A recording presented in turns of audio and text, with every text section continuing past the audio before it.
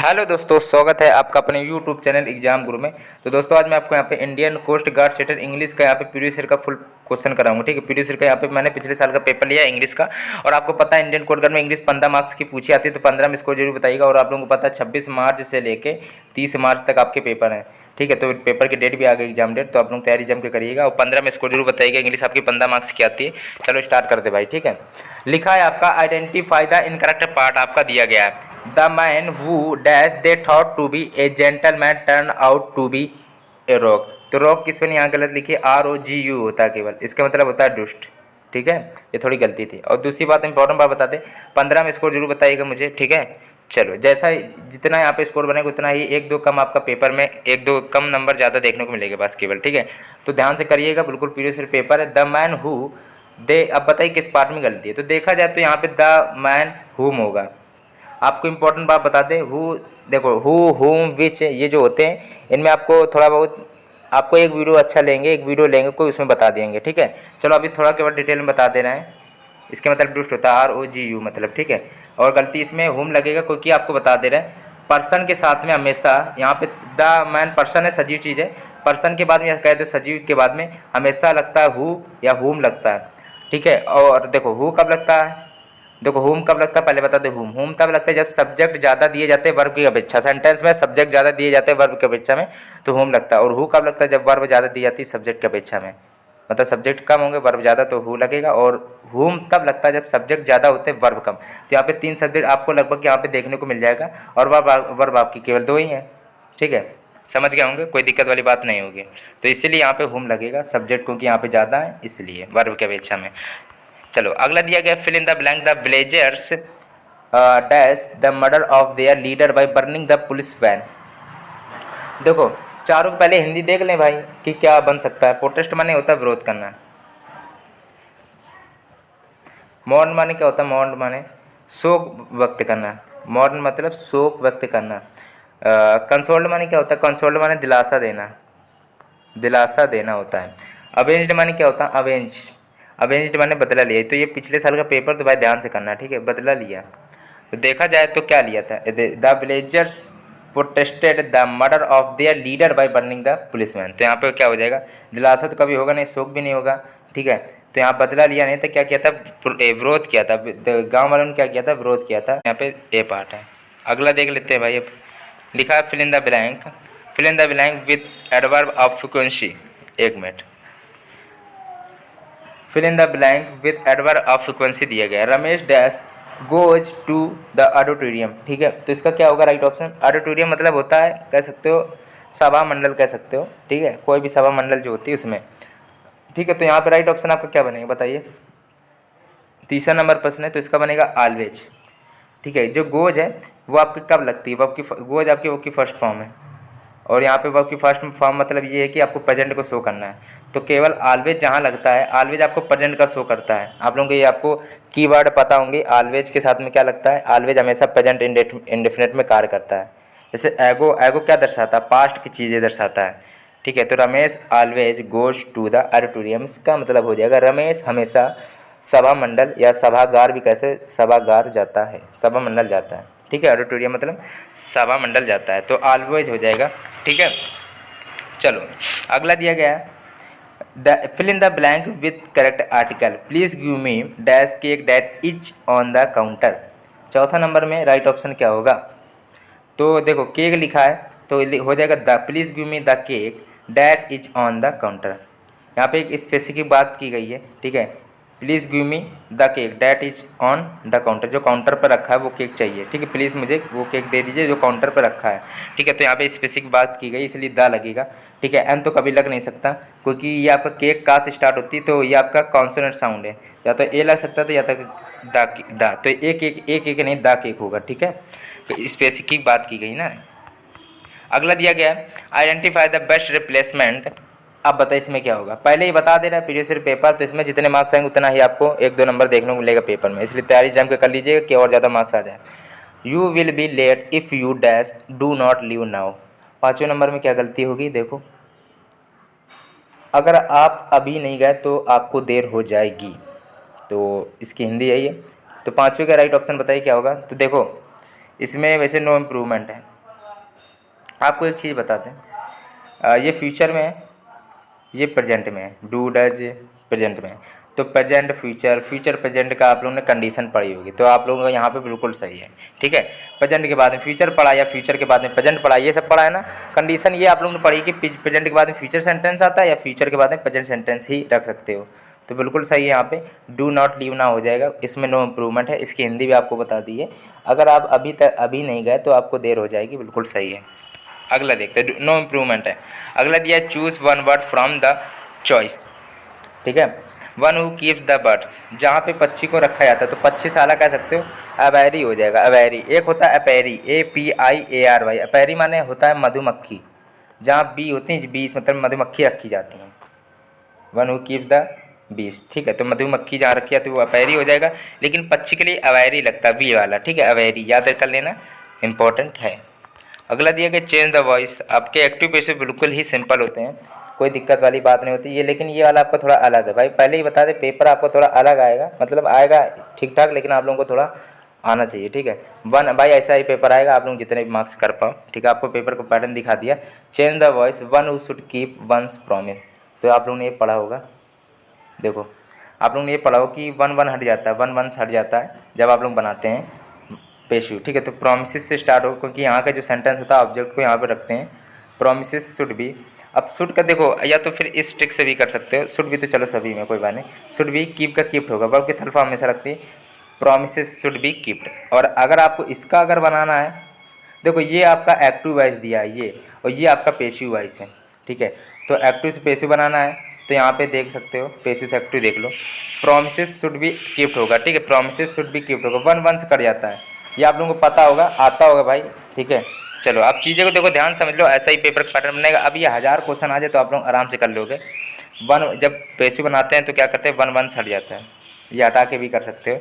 ठीक है, अगला दिया गया है identify the antonym of given word. Vociferous माने क्या होता है, वेसिफेरस माने, ठीक है, वेसिफेरस माने सॉरी वोसिफोरस है, वोसिफोरस वोसिफोरस मतलब क्या होता है आपका, मतलब होता है कह सकते हो जोर की आवाज़ का, जोर की आवाज़ कह सकते हो, कोई जोर की आवाज़। ठीक है, तो इसमें एंटोनियम पूछा गया है, इसका क्या होगा। लोडेबल मतलब होता है प्रशंसा, डेंजर मतलब होता है खतरा, क्विट क्विट मतलब होता है शांत, पावरफुल माने शक्तिशाली। एक तरफ जोर की आवाज़ आ रही है और दूसरी तरफ क्या है, शांति फैली है, तो क्विट मतलब शांति, पावरफुल माने शक्तिशाली, डेंजर में खतरा, लोडेबल माने होता है प्रशंसा, प्रेस माने भी प्रशंसा होता है। ठीक है, क्विट हो जाएगा। वोसिफोरस माने होता है जोर की आवाज़ और क्विट मतलब शांत। ठीक है, अगला दिया गया है identify the synonym of given word. Venerate मतलब क्या होता है, वेनरेट, वेनरेट मतलब सम्मान करना, सम्मानित करना, सम्मान से रिलेटेड होता है, तो सिनोनिम रिस्पेक्ट हो जाएगा मेरे हिसाब से। लव मतलब प्रेम प्यार, रिमूव हटाना, रिजेक्ट अस्वीकार कर देना। ठीक है, रिस्पेक्ट हो जाएगा। नौवे का क्या हो जाएगा, डी पार्ट। ठीक है, अगला देख लेते हैं। वेनरेट मतलब होता है आप लोगों को, देखो रिस्पेक्ट मतलब हो तो पता होगा सम्मान करना होता है, लेकिन वेनरेट मतलब नहीं पता होगा आप लोगों को, तो याद करो वेनरेट मतलब होता है सम्मान करना। अगर आप लोगों का एंटोनियम सिनोनिम गलती हो रहा है तो कोई बात नहीं, लेकिन एंटोनियम सिनोनिम कस के पकड़ बना लीजिएगा, अभी कुछ दिन का टाइम है तो। ठीक है, लेकिन और एक्टिव पैसिव और चीज़ों में आपका गलत नहीं होना चाहिए। ठीक है, अब जैसे प्रपोजिशन दिया, इसमें देखना आप लोग तुरंत कर लें, गलती इसमें नहीं होगी। ठीक है, लिखा क्या है, आइडेंटिफाई द करेक्ट प्रपोजिशन दिया है, डिस्पेंस के साथ में फिक्स प्रपोजिशन होती है, आप लोगों के साथ नहीं पता होगा। चलो पहले पूरा सेंटेंस देखो, he will dispense dash your services. 10वें नंबर में राइट ऑप्शन देखो, डिस्पेंस के बाद में हमेशा विद का प्रयोग करते हैं। ठीक है, डिस्पेंस मतलब क्या होता है, बांटना, बांटना। ठीक है, डिस्पेंस विथ योर सर्विसेज हो जाएगा। ठीक है, डिस्पेंस के बाद में फिक्स प्रपोजिशन विथ लगती है। कॉन्ग्रेचुलेसन के बाद में फिक्स प्रपोजिशन पूछी जाती है, वहाँ पे ऑन लगता है, कॉन्ग्रेचुलेटेड के बाद में या कॉन्ग्रेचुलेसन कह दो और विथ लगेगा। अगला दिया, it took him a long time the candidates application. आप इसमें बताइए क्या होगा। तो देखो सबसे पहली बात तो टू के बाद में क्या है कि टू के बाद में वर्ब की फर्स्ट फॉर्म आती है, आप लोगों को ये पता है ना। टू के बाद में कंसाइडर मतलब होता है विचार करना। ठीक है, कंसाइडर विचार करना, तो टू के बाद में वर्ब की फर्स्ट फॉर्म किसमें, इसमें नहीं आईएनजी आ गई, और टू के बाद में वर्ब की फर्स्ट फॉर्म इसमें तो टू है नहीं, और इसमें टू कंसाइडर है, लेकिन टू 2 बार लिख गया तो गलत है। एंड टू वेट नहीं होना चाहिए, क्योंकि देखो एंड जब लग जाता है ना तो उसका मतलब हो जाता है कॉमन, टू का कॉमन हो जाता है, इसलिए एंड नहीं ये हो जाना चाहिए, या तो फिर टू कंसाइडर एंड वेट। ठीक है, 2 बार टू थोड़ी ना लगा सकते हो, टू वेट। ठीक है, टू कंसाइडर एंड वेट, तो राइट ऑप्शन यहाँ पे बनेगा बी पार्ट। डू के बाद में वर्ब की फर्स्ट फॉर्म आती है, कंसाइडर केवल है, बी ऑप्शन राइट है। इस तरीके से आप लोग कर लीजिएगा। अगला दिया find the correctly spelled word, आप लोग बताइए इसका क्या होगा। पेपर थोड़ा इससे आपका सरल आ सकता है लेकिन कठिन आपसे नहीं आएगा, इसी का लेवल होता है वैसे देखा जाए तो इसी लेवल का आएगा आपका, ठीक है।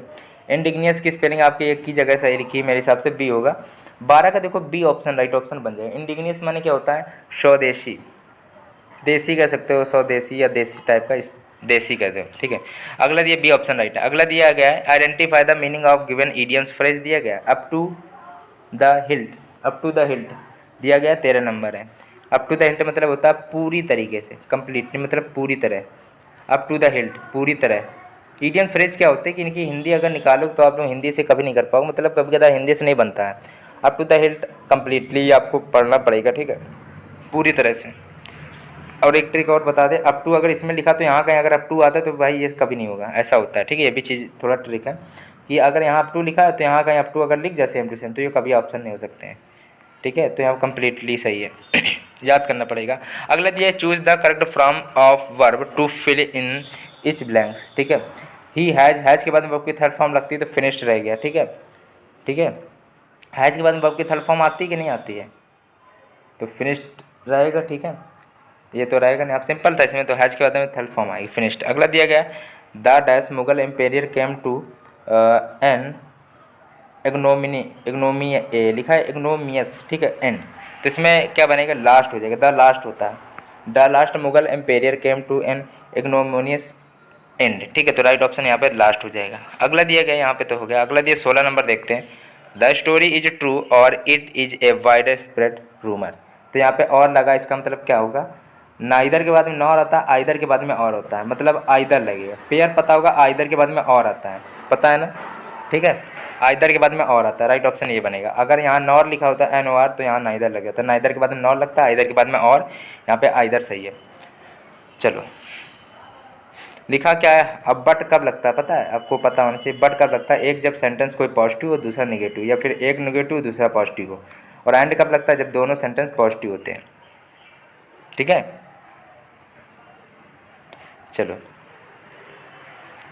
अब लिखा हाइट का वर्ब दिया, वर्ब हाइट का वर्ब पूछा गया क्या होगा, तो हाइटन होता है वैसे, ठीक है, हाइटन हो जाएगा, बी ऑप्शन है। 17 क्वेश्चन थे, चलो कोई बात नहीं, आप लोग देखो जितना भी स्कोर हुआ कम ज़्यादा कोई बात नहीं, आप ज़्यादा से ज़्यादा मैथ करिएगा और प्रैक्टिस सेट देखो आप लोग क्या है कि ज़्यादा से ज़्यादा प्रैक्टिस सेट, ये वाला सेंटेंस आपका क्वेश्चन नहीं आता होगा, ये ऐसे बनेगा और इसमें कोई नहीं था, वैरी लगेगा। 1 मिनट देखो पूरा वीडियो देखना, फिर 1 मिनट रुक जाइए केवल। चलो इसमें कोई दिक्कत नहीं था। देखो वर्ब की फर्स्ट फॉर्म लगी आपकी गोज, और आपको ऑलवेज एक कीवर्ड होती है जो दर्शाता है कि प्रेजेंट इंडेफिनिट सेंटेंस होता है ऑलवेज, जैसे कि सेंटेंस के लास्ट में एगो होता है तो समझ आते हैं कि पास्ट इंडेफिनिट का सेंटेंस है, उसी प्रकार यहाँ वर्ब ऑलवेज दर्शाता है कि प्रेजेंट का सेंटेंस है, ठीक है। अब यहाँ पे द केक होगा, एक मतलब स्पेसिफिक बात की गई कि हाँ वही काउंटर पे जो केक रखा वही भाई चाहिए, तो स्पेसिफिक बात करने के लिए द ही लगता है, ठीक है। अब आपको सरल लगने लगेगा, देखो कि फ्यूचर के बाद में प्रेजेंट आता है, प्रेजेंट के बाद में फ्यूचर आता है, कंडीशन बिल्कुल सही, नो इम्प्रूवमेंट हो जाएगा। जहाँ पक्षी रखे जाते हैं अवेरी होता है, AVI आपको ये आपको याद करना पड़ेगा, और वन वंस कर जाता है जब आपका बन जाता है। अगला दिया है वेसी फरस्ता, आपका मतलब जोर से आवाज़ करेगा, क्वाइट मतलब शांत होता है, ठीक है, ये थोड़ा याद करना पड़ेगा आप लोगों को। वेनेट मतलब होता है सम्मान करना। देखो आप लोगों को एक थोड़ी छोटी सी बात बताते हैं, जैसे एंटोनियम आप लोगों को दिक्कत होती है कि जैसे देखो गिनती पढ़ने में क्या है, 1 2 3 4 आप लोगों को गिनती आ गई, कैसे आ गई, क्योंकि आप लोग ये 1000 बार रिपीट करते हो गिनती, 1000 बार पढ़ते हो गिनतियों को, ठीक है। तो यही होता है कि ज़्यादा से ज़्यादा आप लोग रोज़ पढ़ोगे एंटोनियम साइनोनियम पढ़ोगे तभी आप लोगों को आएंगे दोस्तों, ठीक, सीधी बात है। आप लोगों को समझ में लगता होगा बहुत कठिन चीज़ें हैं ये सब, लेकिन पढ़ते रहोगे तो सरल लगेगा दोस्तों, ठीक है। धीरे धीरे आपको सरल लगेगा, अचानक नहीं सरल लगेगा। लेकिन टू के बाद वर्ड की फर्स्ट फॉर्म आती है, केवल एक ही ऑप्शन था, इसमें तो कोई दिक्कत होगी, थोड़ा दिमाग से भी करेंगे तो भी हो जाएगा। अप टू इसमें दिया आइडिया फ्रेज का रूल है, अप टू इसमें, तो मतलब ये दोनों कभी नहीं हो सकते, ये रूल होता है, मतलब ये 90% तक रूल फॉलो करता है, ठीक है। और वर्ड हैज के बाद वर्ड की थर्ड फॉर्म फिनिश्ड लगेगा, ठीक है। और यहाँ पे लास्ट होगा, इल्डर थोड़ी ना होगा, इल्डर क्यों होगा, कंपरेटिव मतलब सुपरलेटिव डिग्री पहले दा लगता है ना, तो ये का लेटर तो कंपरेटिव डिग्री, ये भी कंपरेटिव डिग्री मान लो, लेकिन लेटेस्ट मतलब नवीनतम मुगल एम्पेरियर थोड़ी ना हो जाएगा, लास्ट एम्पेरियर लास्ट मुगल होगा ना, ठीक है। चलो तो यहाँ पे अब क्या है, आइदर और होता है ना, तो आइदर लगेगा पेयर, हाइट का हाइटन होता है, ठीक है। हाईली आप लोग शायद नहीं पढ़ा होगा, तो हाइटन यहाँ पे वर्ब होती है, वर्ब आपको पढ़ना पड़ेगा, कोई दिक्कत होगी नहीं।